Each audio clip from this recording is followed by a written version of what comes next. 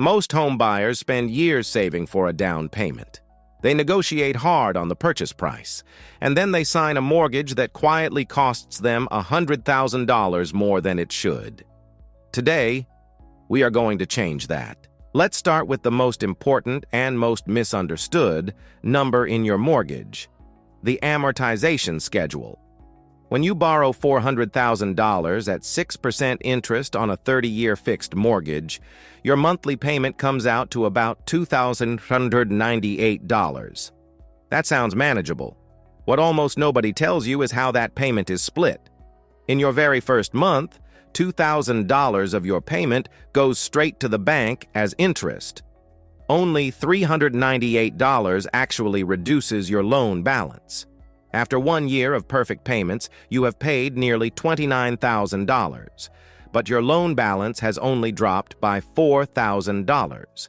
This is called front-loaded amortization, and it is the reason that a $400,000 home can end up costing you over $663,000 by the time you make your final payment 30 years later. Here is the part that really stings. Because interest is calculated on your remaining balance, the early years of your mortgage are almost pure profit for the bank.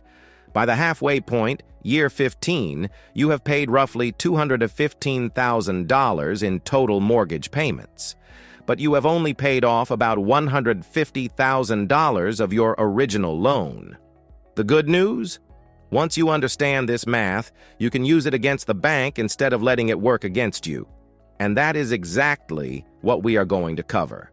The strategies that let regular people cut years off their mortgage, save tens of thousands in interest, and make smarter decisions about refinancing. Your mortgage interest rate is not just a number. It is a multiplier that runs for 30 years, which means even tiny differences have enormous consequences. Consider two identical home buyers. Both take out a $400,000 mortgage. Buyer A qualifies for a 6% rate. Buyer B gets 6.5%, just half a point higher. Over 30 years, Buyer A pays $263,000 in interest. Buyer B pays $291,000. That half-point difference costs $28,000, more than most Americans have in their entire savings account. So what determines your rate? Three main factors. First, the federal funds rate, set by the Federal Reserve and largely outside your control. Second, the 10-year Treasury bond yield, which moves with inflation expectations. Third, and this is where you have real power, your credit score. A borrower with a 760 credit score will typically receive a rate that is a full percentage point lower than a borrower at 680. On a $400,000 loan, that 1-point difference equals roughly $85,000 over the life of the loan. This is why financial advisors say that improving your credit score before applying for a mortgage is one of the highest return investments you can make. 6 months of on-time payments and paying down credit card balances can move your score 30 to 50 points and potentially save you more than most people make in a full year.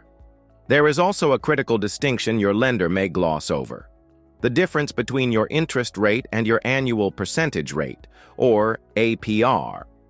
The APR includes fees, points, and closing costs rolled into a single comparable number. Always compare APRs, not just rates, when shopping between lenders. Refinancing your mortgage means replacing your existing loan with a new one, ideally at a lower interest rate. But refinancing is not free. Closing costs typically run between 2 and 6% of your loan balance. On a $400,000 loan, that is $8,000 to $24,000 out of pocket.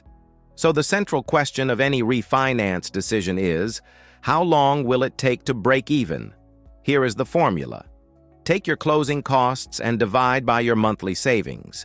If refinancing saves you $200 per month and costs you $6,000 up front, your break-even point is 30 months, 2.5 years. If you plan to stay in the home longer than 30 months, refinancing makes sense. If you are planning to sell in 2 years, it probably does not. Where people go wrong is refinancing repeatedly, chasing every small rate drop without calculating the cumulative cost. Each refinance resets your amortization clock. You go back to paying mostly interest again. If you have built 5 years of equity and you refinance into a new 30-year loan, you have just extended your mortgage to 35 years total, often without realizing it. The smarter move, when you refinance, keep your same payoff date. If you had 22 years remaining, refinance into a 20-year loan.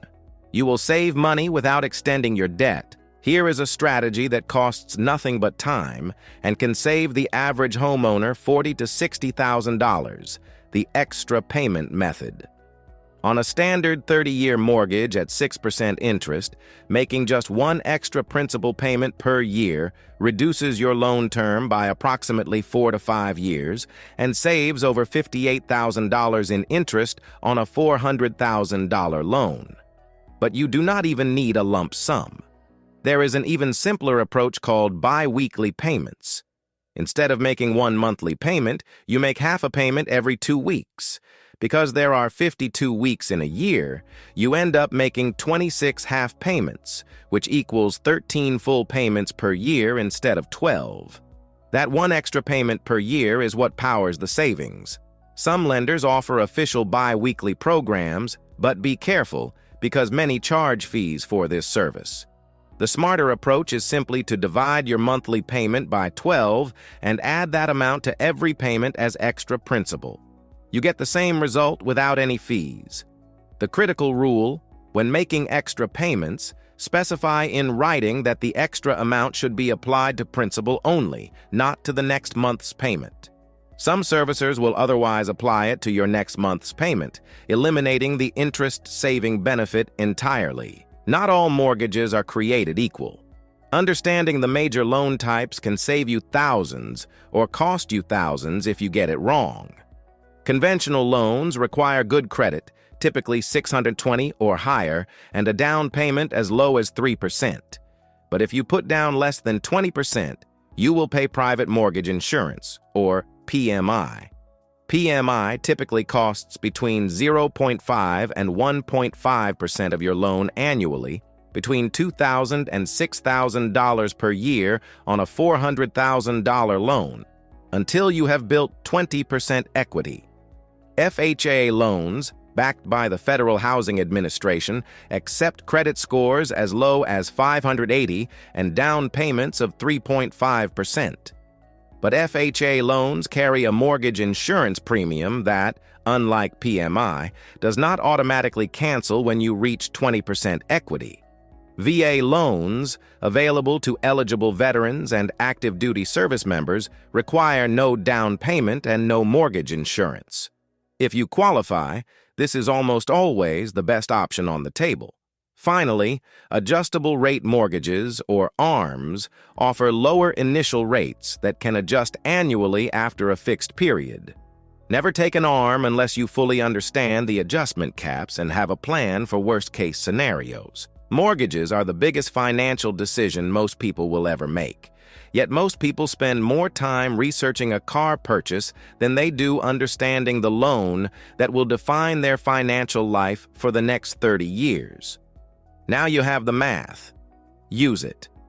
If this breakdown helped you, subscribe to the Loan Desk for weekly deep dives into money, mortgages, and real financial strategy. Hit that notification bell so you never miss one.